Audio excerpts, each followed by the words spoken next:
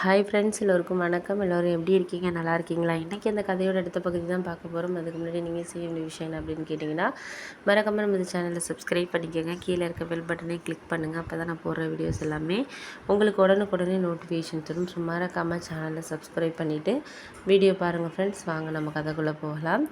அதுக்கப்புறம் நான் ஒரு சில முடிவுகள் என்ன தான் நம்ம விருப்பத்துக்கு நம்ம சொன்னாலும் அதை குடும்பத்தில் ஏற்றுக்குவாங்களா அப்படிங்கிறது எல்லார் இதுலேயுமே ஒரு நடக்காத விஷயந்தான். அதே மாதிரி தான் என்னோடய ஃபேமிலியும்.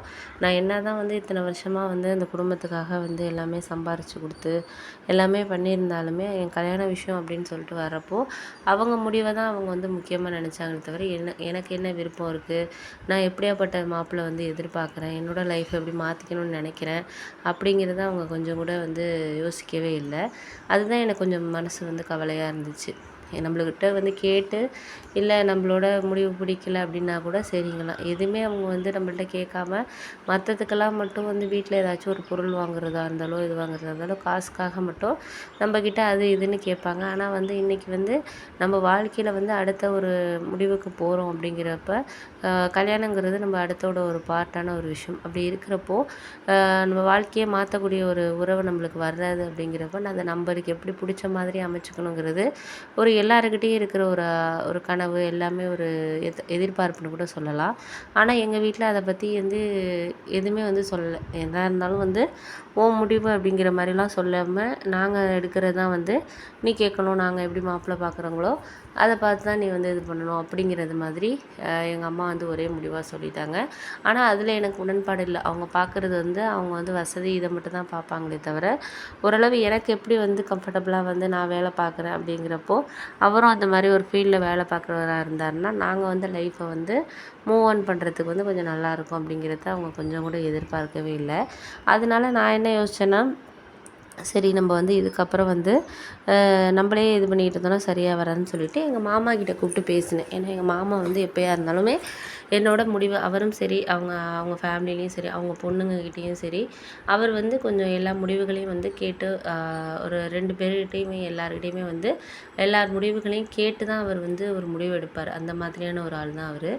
அப்படி இருக்கிறப்போ அவர் கண்டிப்பாக எனக்கு சப்போர்ட் பண்ணுவார் அப்படிங்கிறது தெரியும். அதை விட மாமா சொன்னால் அம்மா கொஞ்சம் கேட்பாங்க அப்படிங்கிறது எனக்கு கொஞ்சம் நம்பிக்கை இருந்துச்சு. சரி ஓகே அப்படின்னு சொல்லிட்டு தான் நான் மாமா சரி ஃபோன் பண்ணி பேசுவோம் அப்படின்னு சொல்லிட்டு அப்புறம் ஃபோன் பண்ணேன். அவர் என்னம்மா திடீர்னு ஃபோன் பண்ணியிருக்க, ரொம்ப நாளாக ஃபோனே காணோம் அப்படின்னு சொல்லிட்டு கிண்டல் பண்ணார்.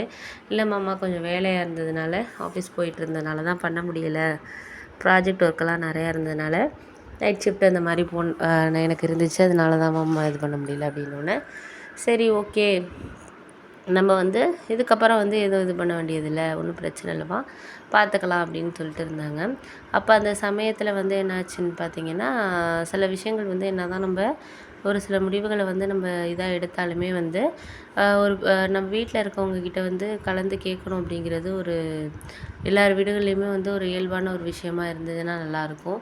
ஆனால் நிறைய வீடுகளில் தான் எடுக்கிற முடிவை தான் நம்ம வீட்டில் இருக்கவங்க ஏற்றுக்கணும் அப்படிங்கிற மாதிரி ஒரு சில நபர்கள் இருப்பாங்க. அதில் எங்கள் அம்மாவும் ஒருத்தவங்க அப்படிங்கிறது தான் எனக்கு கொஞ்சம் கவலையான விஷயமா இருந்துச்சு. அப்புறம் மாமா கிட்ட இந்த விஷயத்தெல்லாம் சொன்னேன். அம்மா கல்யாண விஷயத்தில் எதுவுமே என் பேச்சை கேட்குற மாதிரி இல்லைம்மா அப்படின்னோடனே, அதுக்கப்புறம் நான் அடுத்த வாரம் ஊருக்கு வருவேம்மா, கொஞ்சம் பேங்க் வேலையாக இருக்குது, பார்க்குறதுக்கு வர வேண்டியது தான் இருக்குது, நான் வர்றப்போ நான் அடுத்த வாரம் வர்றப்போ அம்மாக்கிட்ட நான் பேசுகிறேம்மா அப்படிங்கிற மாதிரி சொன்னார். நீ ஒன்றும் கவலைப்படாத, வேலை பார்க்குறத பற்றி யோசி, அதை பற்றி யோசி, தேவையில்லாமல் இப்போ இருக்கிற விஷயத்தை பற்றி நீ யோசிச்சுட்டு உன் வேலையை இது பண்ணாத, அது தேவையில்லாது. கல்யாணங்கிறது இந்த வருஷம் நடக்கலாம், அடுத்த வருஷம் நடக்கலாம், அது நம்மளுக்கு முக்கியம் கிடையாது. நம்ம இப்போதைக்கு உனக்கு எது கம்ஃபர்டபுளாக உனக்கு வேலை என்ன மாதிரி இருக்கோ அதை பற்றி நீ யோசி, அதில் நீ கவனம் செலுத்துமா. நான் அக்காங்கக்கிட்டேயுமே நான் சொல்கிறதும் அதுதான். ஃபேமிலியில் பிரச்சனைகள் வரும் போகும், அது நம்ம அதையே யோசிச்சுட்டு இருந்தோன்னா நம்ம ஒரு நம்ம வாழ்க்கையில் முன்னேற்றத்தை கொடுக்கக்கூடிய வேலையில் கவனம் செலுத்த முடியாமல் போயிடும். அதுக்கு தான் நான் உங்கள் அக்காங்கள்கிட்டையுமே சொல்கிறது. அதனால ஃபேமிலியும் ஒர்க்கையும் போட்டு ஒன்றா இது பண்ணிக்காதீங்க அப்படின்னு நான் எப்போதுமே சொல்லுவோம் அப்படின்னோடனே, சரி மாமா நீங்கள் வாங்க, முடிஞ்ச வரைக்கும் அடுத்த வாரம் கொஞ்சம் சீக்கிரம் வாங்க, வந்தீங்கன்னா தான் அம்மா எப்படி முடிவில் இருக்கிறாங்க என்னங்கிறது உங்களுக்கு தெரியும். அதுக்கப்புறம் வந்து நான் வந்து என்னோடய முடிவு வந்து இது பண்ணுறதுக்கு ஒரு கரெக்டான ஒரு வேவாக இருக்குமா அப்படின்னோடனே, சரி சரிம்மா நீ அதை பற்றிலாம் ஒன்றும் கவலைப்படாத, நான் பார்த்துக்கிறேன் அப்படின்னு சொல்லிட்டு சொன்னாங்க. சரின்னு சொல்லிவிட்டு நானும் வந்து அதுக்கப்புறம் வந்து ஆஃபீஸ் கிளம்பி போயிட்டேன். போனதுக்கப்புறம் வந்து அம்மாவுக்கு ஃபோன் பண்ணியிருப்பார் போல இருக்கு மாமா. ஆனால் இதை பற்றிலாம் எதுவும் சொல்லலை. அதுக்கப்புறம் என்ன நடந்துச்சுன்னு அடுத்த வர பகுதியில்